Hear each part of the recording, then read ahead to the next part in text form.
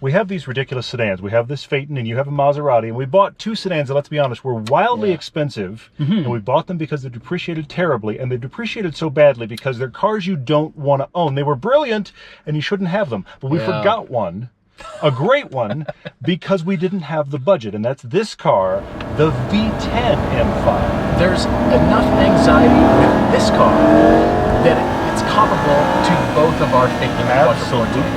The internet says that this should break down every about 10,000 miles. As a matter of fact, BMW says you should change the oil every 15,000 miles, but most owners do not if you like your car and you actually want to hang on to it. You're watching Everyday Driver. We make a TV show, podcast, and YouTube channels dedicated to great cars, driving adventures, and helping you find a car you'll love. subscribe and hit the bell so you don't miss a thing. So, to start up, you must be in neutral.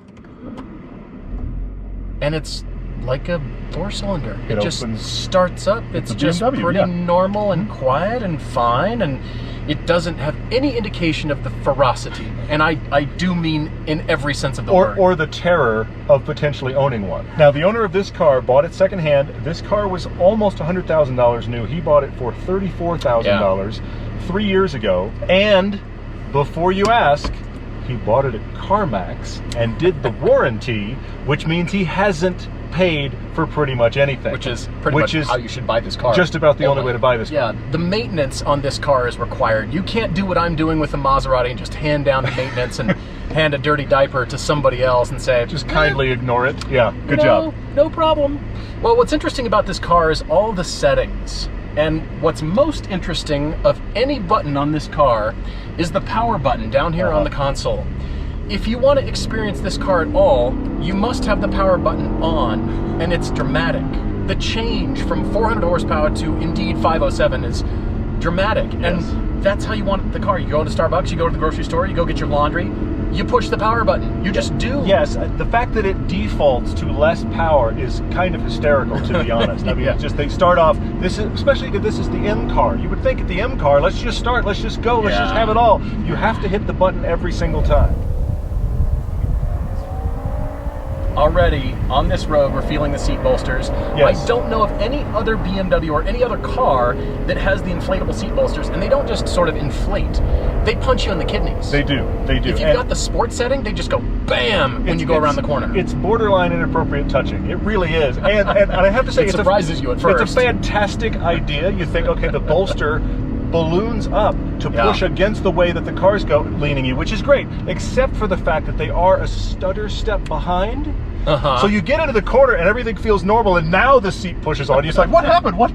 You get surprised by it. No, I'm not. You get surprised by it every single time. Got punched in the ribs. The more we drive it, the more we're just kind of like, oh wait, that happened now. From inside the car, it doesn't sound like a V10. It doesn't sound like really anything. It just sounds like car. Yeah, it doesn't sound like it's great. Unique. I agree with From that. the rear, but also the induction noise is brilliant. This is a fantastic sound in this car. Yeah, we have this entire canyon. It's been hysterical because we know when the car's coming back to camera because you can just hear it.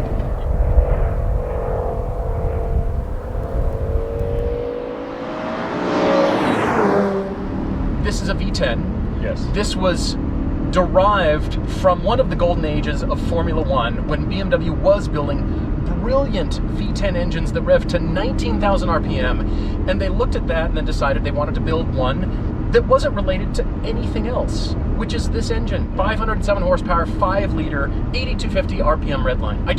I memorized the specs when this car came out because I thought, wasn't that the holy grail for sedans? Yes. Aren't we done? Absolutely. Haven't we peaked out? It likes the high RPM. Yeah, that's the thing.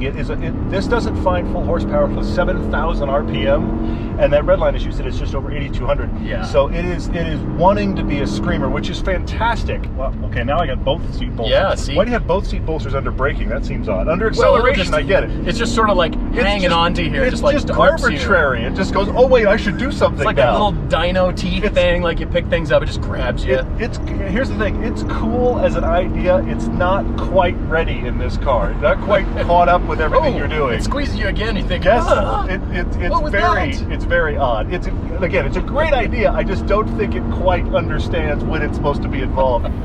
But getting in this, it's only got 48,000 miles on it. He's almost doubled the mileage since he bought it, which is interesting. And back to when he bought it, actually, he bought it, and in the first 30 days, it needed multiple things. He thinks because it was sitting on the lot for a while, so he did a ton of maintenance initially. Thank God that was all covered by that warranty. But since that first 30 days, he's had it almost 3 years, he's done almost nothing. Tiny little things have gone out, like bulbs and things. Right. Okay. So what's funny is, what was the thing that he just chased? Was an $85 part? Oh, it was the horn. The horn went out. The horn went out. $85 part for the horn. The bill was $700 to put it in. Welcome to BMW. And welcome to his warranty that he's awfully happy that he has. No But kidding. that's a perfect metaphor for the problem with this car. You buy it and it has so much technology, frankly, borderline too much technology, that when it breaks, brace yourself. Yeah. Well, that was what BMW really started doing, is brilliant car, own it new. Yeah. So here we are. What's it like to own secondhand 12 years later? Engine's killer. It is brilliant. The interior isn't really creaking. It's not as bad as I thought it would be. I thought it would just be after years of sun, and it would just be, everything loosens up a little bit. It doesn't feel like that at all. It still feels very solid, very high quality. I do feel the money's worth. Ooh, the suspension. Man, oh man. That doesn't feel like the speed that it shows. But doesn't this feel like what we all believe a BMW is? Just saw across the country. Just how fast do you want to go across the country? And then if you find a back road, you're still fine. This is a 4,000-pound car, which is not light. V10 in it, which is not a small engine, and yet it does a really good job of having power all the time. And then it can surprise you on a back road. Yeah. Okay. Hello. Oh, there's the sound. Well, okay, now we're getting into Gearbox. Yeah, we are. That sounds good. Oh, that sounds so good. The single clutch manual gearbox that we did not like in the E46, and guess what? Here it is in this car. It's the third generation. They've refined it. It's better somehow. Yeah, it's refined. Not really. It's still a computer trying to learn to drive manual. Yeah, that's the problem. And when you compare robotic clutch. Totally. When you compare it to the dual clutches, it cannot possibly compete with a dual clutch. It's still jerky and aggressive. And if you dig into iDrive, this is early iDrive, which can be annoying. Early iDrive. 279 combinations of powertrain and chassis setup. You looked this up. I looked it up. 279 combinations. That, just so you know, is officially too many. That is insane. Well, hey, the Hyundai Veloster N has a bunch of combinations, almost like 1,000 or something like that. Yes, but that at least is fast touchscreen and you get pictures and it makes sense. This is like, how far do you want to dig into the iDrive? Well, what's that feel like? And you do have power button, DSC off button, two different settings of the suspension here, both of which the owner finds too aggressive, by the way. Both of the settings of suspension. Comfort is his play, because he just says it's too much all the time. He has driven this on the track. Imagine the tires and brakes that were killed that day. And he did put it in the most aggressive suspension setting, and it was almost too much on the track. There is a magic 6th setting on your SMG, on the shift pattern. Is it a dual clutch setting? Out. I wish. So it's blacked out here. You see 5 that are illuminated, essentially. And then the one is blacked out. So what you got to do to access that is turn traction control off. And then it's even more destructive to your wallet. Yes. Because it will destroy the SMG trying to get the maximum performance out of this car. And it will. And it's honestly scary about what this car can do and just the potential you feel when you're driving. It doesn't feel light and crispy. It feels like it's just made to hammer. There's a ton of power here and a ton of character here and a terrifying amount of what is this going to cost me. I mean, we feel that apprehension when we drive our old sedans. Every bit of that is here, and we're going to have this car for roughly 20 minutes, and I still feel that apprehension. Absolutely. There is a sense of robustness. It doesn't feel fragile to me. The more I drive it, for as long as we've driven it, it doesn't feel really fragile. But you have to trust the car, and you have to trust the fact that you're putting money into it to maintain it. Because yes, if you don't maintain it, it will explode. It will come apart. It won't like it. The owner does a lot of his own maintenance on this car, except for the $700 change of the horn. He does all of his oil, all of his fluids. He does them regularly, far more often than the manufacturer recommends. Yeah. He saved himself a ton of money doing all of those himself. But let's be honest, this is the tip of the spear of everything BMW could do at the time they did it.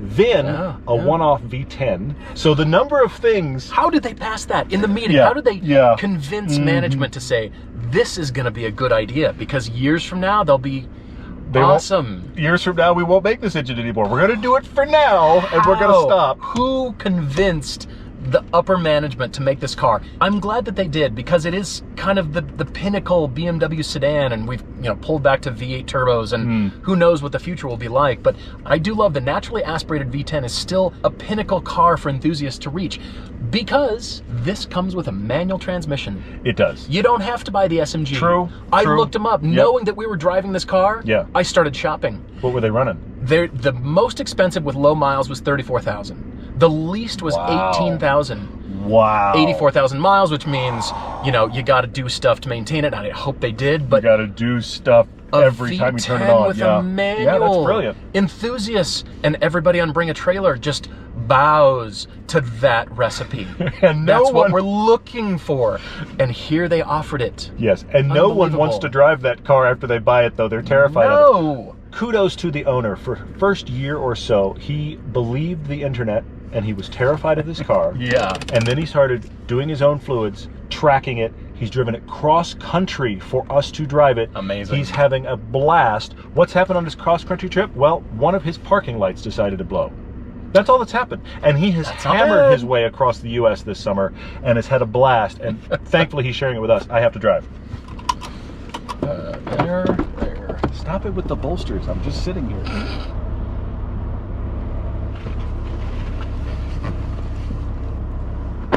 Yes. Okay. Is it possible that this was actually a scarier buy than our two sedans? Is that actually possible? I think it may have been. I think you're right. Wow, it's aging pretty well in this interior. It's making me realize that I liked this generation of interior from BMW. Really? Here's what I said. Because it's a little staid, and I think that ages better. You mean less stuff, less surface breakup, less stuff going on? Just panels and slabs. I'm not saying it's beautiful, but I am saying because it's simpler, I think it's a little more timeless. That is a thing on the exterior styling.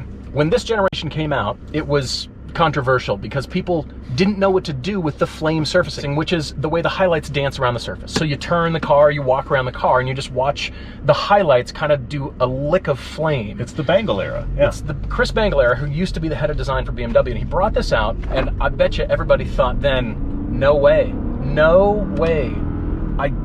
And here it is, years later, over a decade later, and it looks good. It's clean.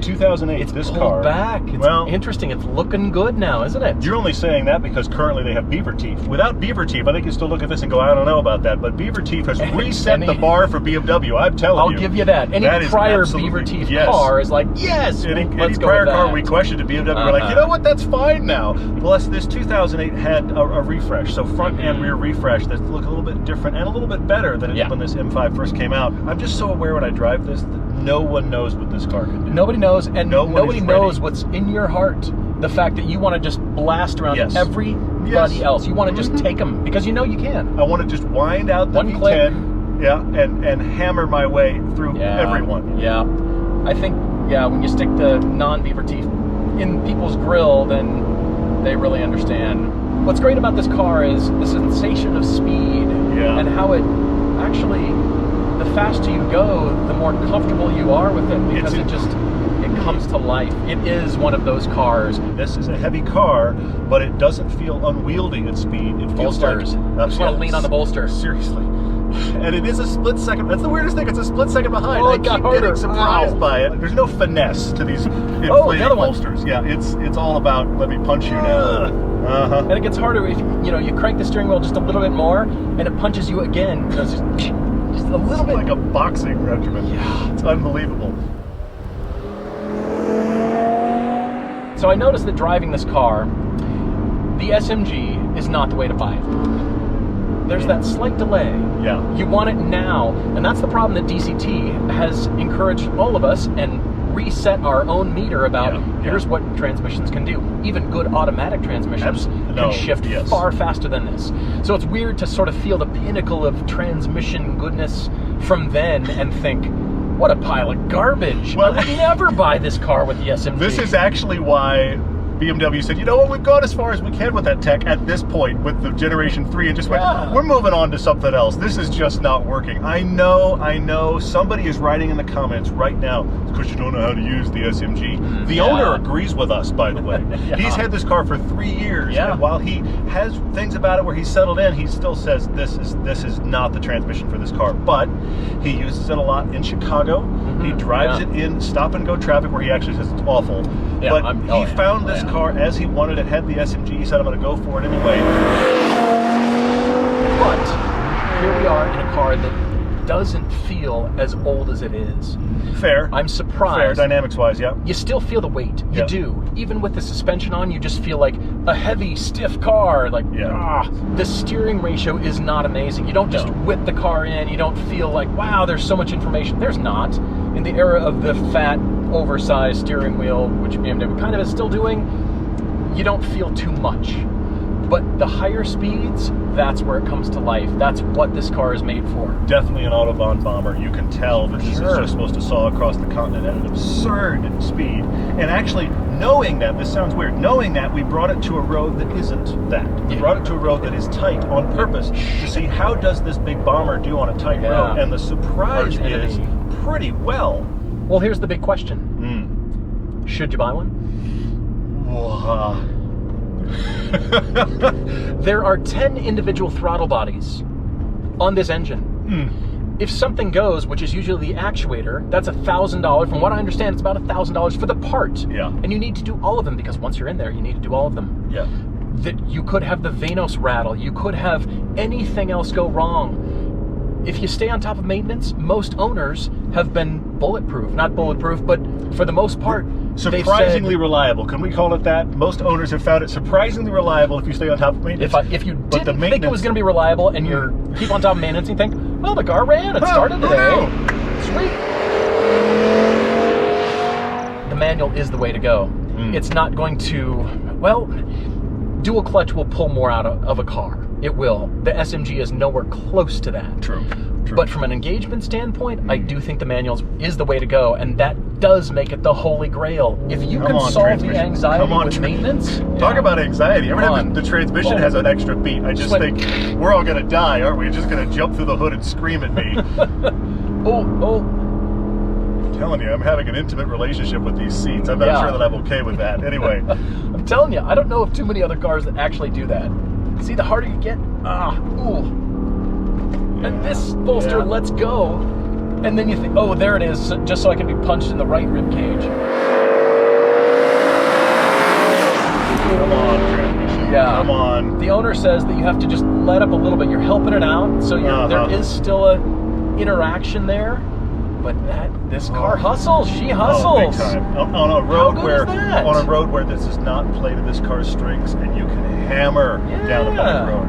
The SMG is such a transmission of its time, and what's so funny is 1 out of every 4 shifts, you're like, oh, that's not that bad. But the other 3 just catch you like, what is going on under the hood? And then the seats just grab you even more. So if you're having a bad day and you want somebody to grab you, just go for a drive and you're on 5. I'm telling you, you can almost charge for that. It's like the cheap version of the BMW massage, for sure. Meanwhile, I feel like I'm having CPR performed on me. Seriously. Like each side. CPR while you're conscious. It is kind of that. You're right. Kinda. Ooh, I'm out of breath, not because you're driving, just because of the seats. This does hustle. She sticks, doesn't she? Big time. Yeah. Would you own one? Would you own this car? Having experienced the anxiety that you felt with a Phaeton. If I had the warranty... With the manual. If I had the warranty he has with the manual, then I'd say it's a free-for-all. Without the warranty, if it were on me, as much as the Phaeton, which cost nothing, has drained my bank account, if it were on me, I would have to walk away. But if I had a warranty that was bulletproof, I would take the risk, but I would not have it as my only car. Fair point. I would have something fair else point. in the garage for, guess what? The BMW needs something again. Yeah. I like this car. I would own it. I guess I'm used to dealing with anxiety now, so that's moot. We have changed our tolerance level for sure with our sedans. This is up there. It's just 3 times the cost.